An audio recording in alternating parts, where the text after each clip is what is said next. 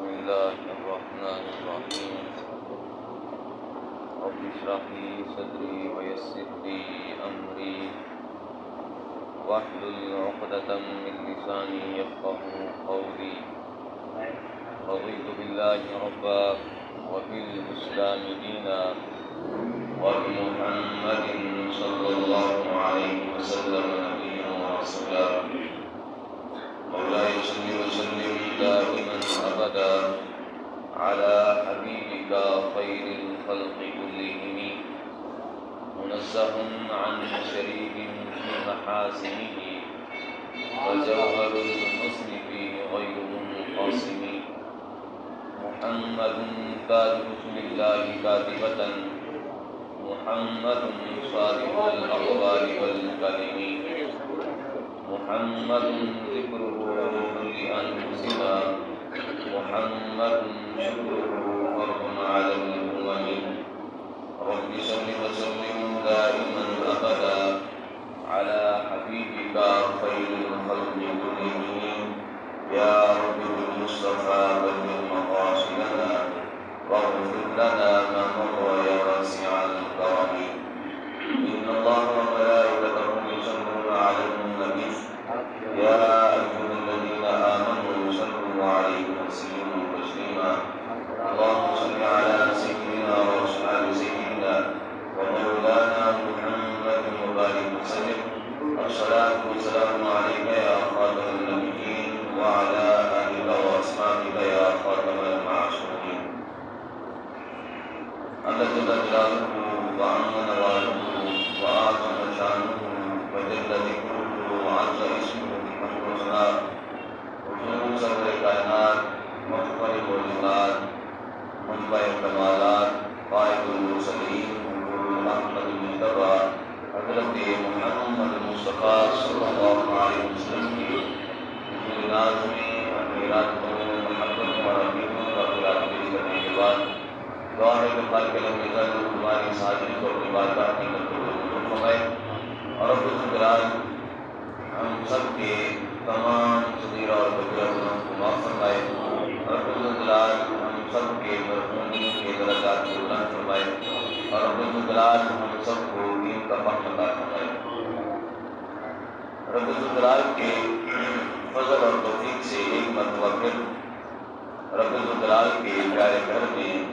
جمعۃ المبارک کے اس مقدس دن میں مقدس لمحات میں رب الجلال کے گھر کے اندر حاضر ہونے کی توفیق حاصل ہو رہی ہے رب الجلال سے دعا ہے کہ رب الجلال اس کو ہمارے لیے ذریعہ نجات بنائے اور رب الجلال ہم سب کو قرآن و سنت کی سمجھ عطا فرمائے حضرات محترم آپ سب بھی جانتے ہیں کہ رب الجلال کا لایا ہوا دین اور بھیجا ہوا قرآن یہ ہی ہمارے لیے راہ ہدایت ہے اور یہی ہمارے لیے سب کچھ بیان کرتا ہے اور ہمیں ہر چیز کا واضح بیان فرما کر ہمیں راہ ہدایت پر چلنے کی تلقین کرتا ہے اب پھر اس کو بیان کرنا بھی ہر بندے پر لازم ہے اگر قرآن و سنت کسی چیز کا حکم دیتے ہیں تو اس کو ماننا لازم ہوتا ہے اور اگر قرآن و سنت میں کسی کام کی نہی وارد ہوتی ہے یعنی قرآن و سنت میں کسی کام سے روکا جاتا ہے تو اس سے پھر رک جانا لازم ہے کیونکہ ایک بندہ ہونے کی حیثیت سے پھر ایک امتی ہونے کی حیثیت سے سب سے پہلا جو ہمارا فریضہ ہے وہ یہ ہے کہ جب ہم بندے جس کے ہیں اس کی بات مانیں بندہ بندگی کو کہتے ہیں بندگی کرنے والے کو کہتے ہیں اور جب بندہ بندگی ہی نہ کرے تو پھر کیسا بندہ تو لہذا سب سے پہلے جو ہم پر جو فریضہ عائد ہوتا ہے جو ہم پر لازم آتا ہے وہ یہ ہے کہ ہم جس کا کھاتے ہیں جس کا دیا ہوا کھاتے ہیں جس نے ہمیں ہر چیز عطا فرمائی ہر قسم کی نعمتیں ہمیں عطا فرمائی اور جس کے قبضہ قدرت سے حاصل ہونے والی ہمیں ہر چیز میسر ہے تو جب ہمیں اس نے سب کچھ عطا فرمایا ہے اور اس کے لیے ہم سے صرف اور صرف ایک چیز کو طلب کیا ہے وہ یہ ہے کہ قرآن و سنت میں رب الجلال نے ارشاد فرمایا کہ انسان کو جنات کو پیدا ہی اس لیے کیا گیا کہ وہ میری بندگی کریں تو ہم پر یہ لازم آتا ہے کہ جب رب الجلال کا دیا ہوا کھاتے ہیں تو پھر اس کی جو جو احکامات ہیں رب ذوالجلال کے اس پر عمل پیرا بھی ہوں. اور پھر ایک بندہ ہونے کی حیثیت سے یہ ہم پر فریضہ عائد ہوتا ہے، اور دوسری ہم ایک امتی بھی ہیں، رسول پاک صلی اللہ علیہ وسلم کے امتی ہونے کے ناطے جو کچھ رب ذوالجلال کے محبوب صلی اللہ علیہ وسلم نے ہمارے لیے پسند کیا، جو کچھ رب ذوالجلال کے محبوب صلی اللہ علیہ وسلم نے ہمارے لیے پسند فرما کر جس کا حکم دیا، ہم پر یہ لازم آتا ہے کہ ہم اس کو کریں، اور جس چیز کو ناپسند فرمایا اور جس چیز سے منع فرمایا ہمارے لیے وہ لازم ہے کہ ہم اس سے باز آ جائیں، کیونکہ یہی ایک بندہ ہونے کی ڈیوٹی ہے. بندہ ہونے کی حیثیت سے ہمارے ذمہ جو فریضہ عائد ہوتا ہے وہ ہے، اور ساتھ ساتھ ایک امتی ہونے کی حیثیت سے جو ہمارا کام ہے وہ یہ ہے کہ جو کچھ قرآن و سنت کے اندر ہمارے لیے جس چیز کا حکم دیا گیا اس کو ہم کریں، اور جس چیز سے منع کیا گیا ہم اس سے رک جائیں. تو لہٰذا رب ذوالجلال ہم سب کو اس بات کی سمجھ عطا فرمائے. اب سب سے پہلے ہمارے لیے یہ لازمی ہے کہ ہم قرآن و سنت کا فہم حاصل کریں، کیونکہ کسی بھی معاملے کی تہہ تک جانا ہو، کسی بھی امر کو سمجھنا ہو، ہمیں کیسے پتہ چلے گا کہ رب ذوالجلال یہاں پر حکم ہمیں کیسے دے رہا ہے. رب ذوالجلال کا یہاں پر ہمیں حکم وجوبی طور پر ہے، فرضی طور پر ہے، یا استحباب کے طریقے پر ہے، یا محبوب دو عالم صلی اللہ علیہ وسلم کا جو یہ کام ہے حضور علیہ السلام نے جو کیا ہے، یہ کیا حضور علیہ السلام نے اس کو فرض جان کر کیا یا واجب جان کر کیا یا مستحب جان کر کیا. تو ہمارے لیے ہمیں اس چیز کی اس وقت سمجھ آئے گی جب ہمیں قرآن و سنت کا فہم ہوگا. جب تک قرآن و سنت کا ہمیں فہم نہیں حاصل ہوگا تب تک ہمیں کیسے پتہ چلے گا کہ قرآن کیا کہتا ہے، نبی علیہ السلام کا فرمان کیا کہتا ہے. تو اس لحاظ سے سب سے پہلے جو ہمیں ضرورت ہے وہ ہے علم دین. اب علم دین جب ہم حاصل کریں گے تو علم دین حاصل کرنے کے بعد ہی ہمیں پتہ چلے گا کہ قرآن و سنت کے اندر ہمیں کیا احکامات ملتے ہیں، اور پھر قرآن و سنت کو سمجھ کر آگے جو ہمارے ذمہ ڈیوٹی ہے کہ صرف اور صرف قرآن و سنت کو جب ہم سمجھ لیں تو کیا ہم گھر بیٹھ جائیں؟ قرآن پڑھ لیا، قرآن کو سمجھ لیا تو کیا صرف اور صرف اپنے گھر تک محدود رہنا ہے، اپنی نمازوں کو درست کرنا ہے، اپنے روزے کو درست کرنا ہے، یا اپنی حج اور زکوٰۃ کو درست کرنا ہے، باقی کسی اور کے لحاظ سے ہم پر کچھ ذمہ داری نہیں ہے؟ بلکہ یہ نہیں ہے. جب ہم قرآن و سنت حاصل کریں سب سے پہلے ہمیں ضرورت ہے قرآن و سنت کو سمجھنے کی. جب ہمیں سمجھ آ جائے اور جتنے کی سمجھ آ جائے پھر اس کے بعد اگلی جو ذمہ داری ہے وہ یہ ہے کہ رب ذوالجلال کے لائے ہوئے دین کو، محبوب دو عالم صلی اللہ علیہ وسلم کے بھیجے ہوئے دین کو اور پھیلائے ہوئے دین کو ہم مزید پھیلائیں، اور جو کچھ قرآن و سنت کے اندر وارد ہے ہم اس کو لوگوں تک پہنچائیں اور لوگوں کو سمجھائیں. کیوں؟ کیونکہ محبوب دو عالم صلی اللہ علیہ وسلم نے ارشاد فرمایا یحمل هذا العلم من كل خلق عدوله، کہ میرا جو علم ہے، میرا جو پڑھایا ہوا علم ہے، اس کو ہر زمانے میں اس کا بوجھ اٹھانے والے لوگ پیدا ہوتے رہیں گے، اور لوگ پیدا ہوتے رہیں گے تو وہ سارے ایک قسم کے نہیں ہوں گے. اب سارے کے سارے جو بندہ علم کا دعویٰ کرتا ہو، جو قرآن و سنت کا دعویٰ کرتا ہو، محبوب نے فرمایا کہ اس کا علم بھی میرا مطلب ہے کہ وہ میرا خلیفہ نہیں ہے، علم کے اعتبار سے میرا وہ خلیفہ نہیں، بلکہ یحمل هذا العلم من كل خلق عدوله، فرمایا کہ ہر زمانے میں جو عادل لوگ ہوں گے، عدل کرنے والے، انصاف کرنے والے، قرآن و سنت سے جو انصاف کرنے والے ہوں گے، فرمایا کہ وہ میرے علم کا بوجھ اٹھائیں گے. اور پھر ان کا کام کیا ہوگا؟ کام یہ ہوگا کہ ینفون عنہ تحریف الغالی، کہ ان کا کام یہ ہوگا کہ وہ قرآن و سنت کے لحاظ سے غالیوں نے جو تحریفیں کی ہوں گی، اپنی طرف سے جو کچھ گھڑ لیا ہوگا اس کو وہ ختم کر دیں گے. ینفون عنہ تحریف الغالی وانتحال المبطلین وتاویل الجاہلین، فرمایا کہ میری امت کا جو عالم ہے اس کا کام یہ ہے، میں اس کے کام یہ سپرد کر رہا ہوں. فرمایا کہ جب علم پڑھ جانا ہے، علم کو حاصل کرنا ہے، یہ ہر عالم کے لیے بھی ضروری ہے، اور ساتھ ساتھ ہر اس بندے کے لیے ضروری ہے جس کو بھی قرآن و سنت کا تھوڑا سا بھی معنی سمجھ آ گیا. اب مثال کے طور پر آپ یہاں آئے،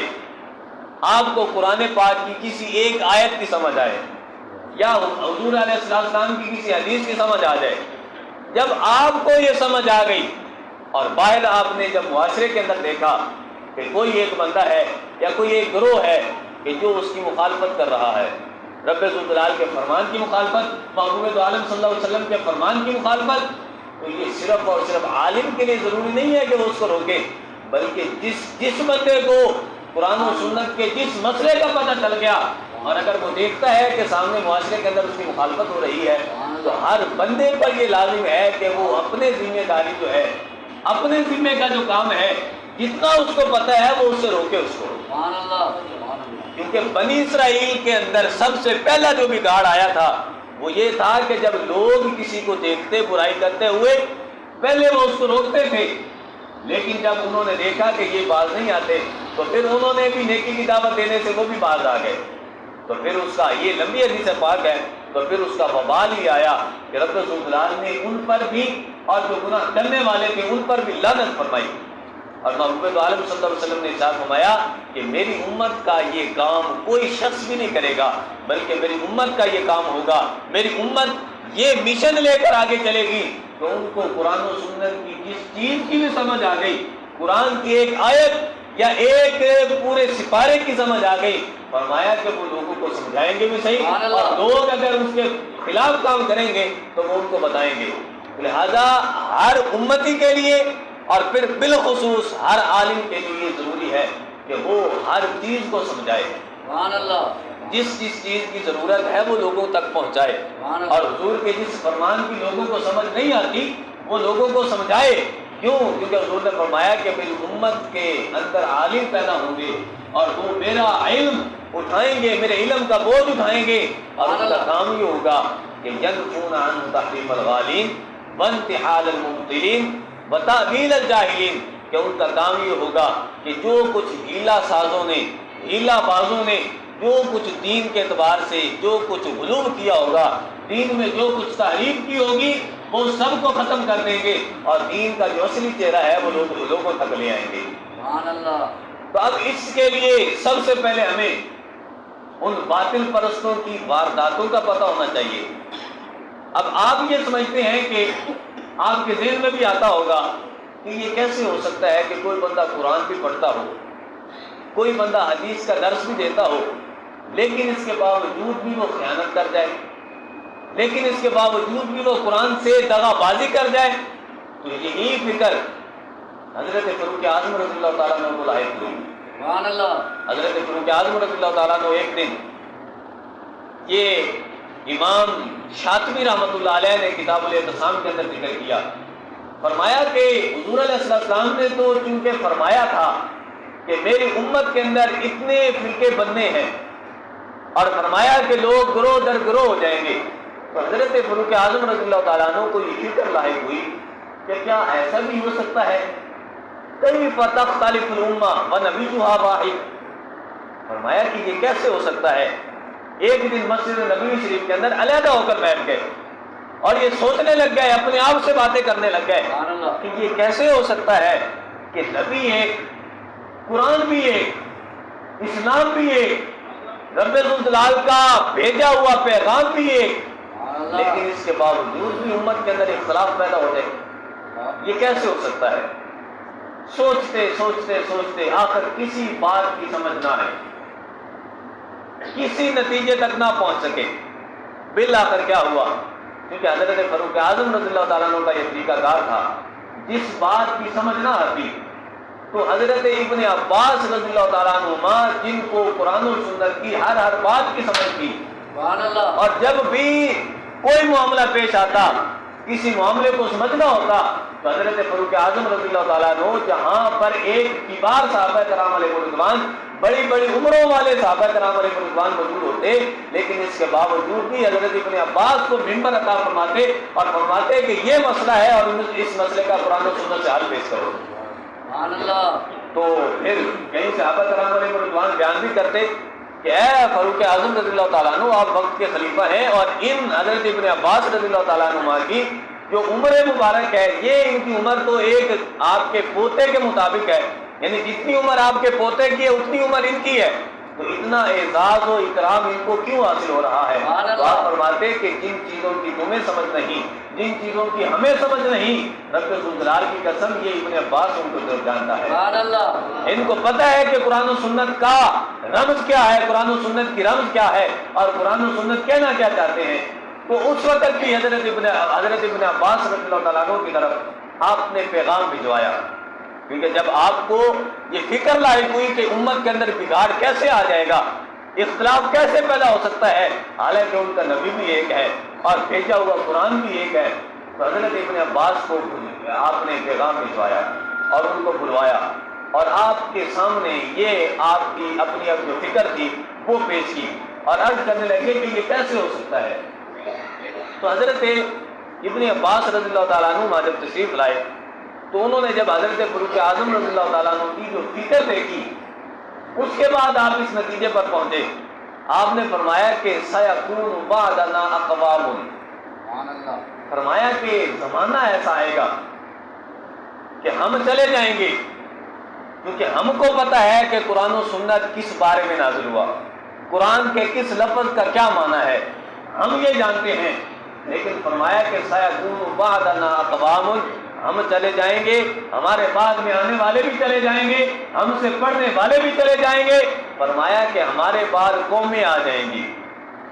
ہمارے زمانے کے بعد، ہمارے بعد کے زمانے کے بعد والی جو قومیں آئیں گی، تو فرمایا کہ ان کو پتہ نہیں ہوگا کہ قرآن پاک کس وجہ سے نازل ہوا، ان کو پتہ نہیں ہوگا کہ یہ آیت کس بارے میں نازل ہوئی۔ تو جب ان کو ان چیزوں کا پتہ نہیں ہوگا لا علمی کے طور پر، تو صاف ظاہر ہے کہ جب کسی بات کو بیان کرتے کرتے اگر وہ کوئی آیت بیان کر دیں گے تو سامنے والے تو یہ سمجھیں گے کہ شاید قرآن و سنت اسی بارے میں نازل ہوا، وہ یہ سمجھیں گے کہ قرآن کی آیت نازل ہی اس وجہ سے ہوئی۔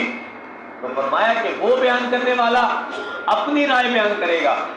اور جو دوسرا بیان کرنے والا ہے وہ اپنی رائے بیان کرے گا۔ تو فرمایا کہ اصل بگاڑ جو ہے وہ اس وجہ سے آئے گا کہ جب لوگوں کو پتہ نہیں ہوگا کہ اس قرآن کی اس آیت کا مطلب کیا ہے یا اس آیت کا شان نزول کیا ہے، تو فرمایا کہ کچھ جاہل لوگ اپنی طرف سے خواہ مخواہ شان نزول گھڑ لیں گے، اور جب گھڑ لیں گے تو کچھ جو حالات کے سامنے جب وہ بیان کریں گے تو جاہل لوگ چونکہ جاہل ہیں، ان کو کسی چیز کا علم نہیں ہے، تو جب ان کے سامنے کچھ باتیں بیان کی گئی اور ساتھ قرآن کو بھی بیان کیا گیا، قرآن بھی پڑھا گیا، اب سامنے والے تو یہ سوچیں گے کہ کیونکہ یہ بندہ قرآن پڑھتا ہے، یہ حضور علیہ السلام کا فرمان پڑھ رہا ہے، تو وہ یہ سمجھیں گے کہ شاید قرآن کہتا ہی یہی ہے، شاید حدیث کا معیار یہی ہے اور حدیث بیان یہ کرنا چاہتی ہے۔ تو حضرت ابن عباس نے فرمایا کہ اصل وجہ یہ ہوگی کہ امت کے اندر اختلاف پیدا ہوگا۔ جب اختلاف پیدا ہوگا، ہر بندے کی رائے الگ، ہر بندے کی سوچ الگ، جب سوچ الگ ہوگی تو اس کے بعد ہی لوگوں کے اندر اختلاف پیدا ہو جائے گا۔ تو اب حضرت فاروق اعظم رضی اللہ تعالیٰ عنہ جو غور سن رہے تھے، بہت ہی غور سے اس کو سن رہے تھے، آپ نے اس کو تسلیم نہ کیا، اگرچہ آپ کی سوچ اتنی بلند تھی کہ کسی بھی بات کو جب حضور کے سامنے بھی بیان کرتے حضور کے زمانے میں تو آپ کے فرمان کے مطابق رب ذوالجلال کا قرآن نازل ہو جاتا، آپ کی سوچ کے مطابق رب ذوالجلال قرآن پاک میں کوئی نہ کوئی آیت نازل کر دیتا کہ فاروق اعظم صحیح فرما رہے ہیں۔ لیکن وہ فاروق اعظم اتنی بڑی سوچ رکھنے والے، ان کو بھی بالآخر اس کی سمجھ نہ آئی کہ آخر امت کے اندر اختلاف کیسے پیدا ہو جائے گا۔ تو آپ نے فرمایا کہ اے ابن عباس، میں تمہاری یہ سوچ نہیں برداشت کر سکتا، میں تمہاری یہ سوچ جو ہے، جو کچھ تم نے بیان کیا، میں اس کو نہیں مانتا۔ اب اس کے بعد حضرت ابن عباس کو اپنے گھر چلے گئے، جب گھر چلے گئے تو پھر حضرت فاروق اعظم رضی اللہ تعالیٰ عنہ پھر اکیلے بیٹھ گئے اور پھر غور و فکر کرنے لگ گئے کہ جو کچھ حضرت ابن عباس نے فرمایا تھا اور جو ان کی اپنی سوچ تھی ان کا موازنہ کرنے لگ گئے کہ آخر میری سوچ یہ تھی اور حضرت ابن عباس کا یہ قول تھا، کیونکہ وہ قرآن و سنت کو سمجھنے والے ہیں، تو بالآخر ان کو بھی سمجھ آ گئی۔ حضرت فاروق اعظم رضی اللہ تعالیٰ عنہ کو سمجھ آئی، اور جب سمجھ آئی تو پھر آپ نے پیغام بھجوایا، آپ نے فرمایا کہ ابن عباس کو دوبارہ لے کے آؤ۔ جب حضرت ابن عباس کو دوبارہ لایا گیا اور آپ نے فرمایا کہ جو کچھ آپ نے پہلے بیان کیا تھا وہ دوبارہ بیان کیجیے، جو کچھ پہلے میری فکر کا آپ نے ازالہ کیا تھا وہ دوبارہ بیان کیجیے۔ تو آپ نے جب دوبارہ بیان کیا تو اب حضرت فاروق اعظم رضی اللہ تعالیٰ عنہ نے اس کو دل سے تسلیم بھی کیا اور بہت تعجب خیر جملے ارشاد فرمایا کہ مجھے بہت تعجب ہے کہ یار کیا ایسے بھی ہو سکتا ہے کہ قرآن کو پڑھ کر کوئی بندہ واردات کرتا ہو، ایسا بھی ہو سکتا ہے کہ محمد عالم صلی اللہ علیہ وسلم پر نازل ہونے والے سچے قرآن کو پڑھ کر کوئی بندہ جھوٹا اپنا دعویٰ پیش کرتا ہو۔ تو بالآخر انہوں نے سمجھایا اور امت تک یہ پیغام پہنچوایا کہ سب سے پہلے تمہاری لازم ہے کہ تم جاہل نہ رہو، بلکہ جتنے ضروری احکامات ہیں ان کا تم علم حاصل کرو، قرآن کا علم حاصل کرو، حضور علیہ السلام کے فرمانوں کا فہم حاصل کرو۔ جب فہم حاصل کرو گے تو جب بھی کوئی بندہ تمہارے سامنے قرآن، سچا قرآن، کوئی جھوٹا بندہ سچا قرآن لے کر آئے گا تو تمہیں ہرگز اس کے قول کے مطابق تمہاری سوچ نہیں جائے گی، بلکہ تم بھی یہ کہنے پر مجبور ہو جاؤ گے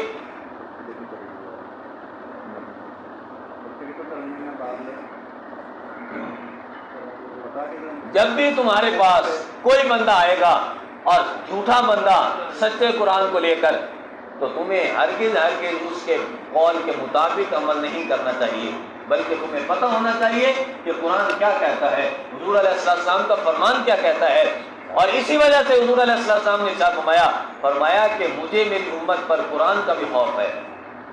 اب صحابہ نے عرض کی یا رسول اللہ صلی اللہ علیہ وسلم، یہ قرآن راہ ہدایت سکھاتا ہے، یہ قرآن پاک راہ ہدایت دکھاتا ہے لوگوں کو، ھدی للمتقین ہے۔ تو حضور علیہ السلام نے فرمایا کہ وجہ یہ ہے کہ قرآن کو پڑھنے والے کچھ منافق بھی آ جائیں گے، جب منافق آئیں گے تو جس بارے میں قرآن نازل ہوا ہوگا وہ اس بارے میں بیان نہیں کریں گے، بلکہ اس سے ہٹ کر کسی اور چیز پر قرآن و سنت کی آیات کو، قرآن کی آیات کو اور حدیث کے فرامین کو، حضور علیہ السلام کے فرامین کو کسی اور چیز پر جب فٹ کریں گے تو لوگ گمراہ ہو جائیں گے۔ لہذا اسی وجہ سے، اسی فکر کے پیش نظر ہم انشاءاللہ اسی سلسلے کو آگے بڑھانا چاہتے ہیں کہ مفہوم قرآن بدلنے کی جو وارداتیں ہیں کہ کچھ لوگ قرآن بیان کرتے ہیں لیکن حقیقت میں جو قرآن کی رمز ہے اس کو بیان نہیں کرتے۔ تو اب جب صحابہ کرام علیہ رضوان کو جس چیز کی سمجھ آئی ہو، حضور علیہ السلام کے صحابہ کے پاس جو پڑھنے والے تابعین تھے ان کو جس بات کی سمجھ آئی، اگر ایک امت میں کوئی بندہ کھڑا ہو کر اس کے خلاف بولتا ہو تو ہم ہرگز نہیں اس کی مانیں گے۔ کیوں؟ کیونکہ زیادہ پتہ انہی کو ہے جن کے زمانے میں، جن کے سامنے قرآن نازل ہوتا رہا اور جن کے سامنے محمد عالم صلی اللہ علیہ وسلم کی میٹھی زبان سے قرآن پڑھا جاتا رہا۔ لہٰذا ان کو زیادہ سمجھ ہے یا اس بندے کو زیادہ سمجھ ہے؟ لہٰذا ہمارے لیے لازم ہے کہ جو کچھ صحابہ کرام علیہ رضوان نے حضور سے سنا اور انہوں نے پھر تابعین کو پڑھایا اور تبع تابعین نے اس کے لحاظ سے جو کتابیں لکھی، جو احادیث کے اندر آیا، جو احادیث کے اندر کسی قول کی وضاحت آتی ہے، ہمارے لیے یہ لازم ہے کہ ہم اسی کو پکڑیں، اور جو امت کے اندر بگاڑ پیدا کرنے کی کوشش کرے ہم ہرگز اس کو تسلیم نہیں کریں گے۔ تو انشاءاللہ آئندہ جو جمعے ہیں ہم اسی لحاظ سے کہ کون سی آیت ایسی ہے کہ جس کا مفہوم بدلا گیا،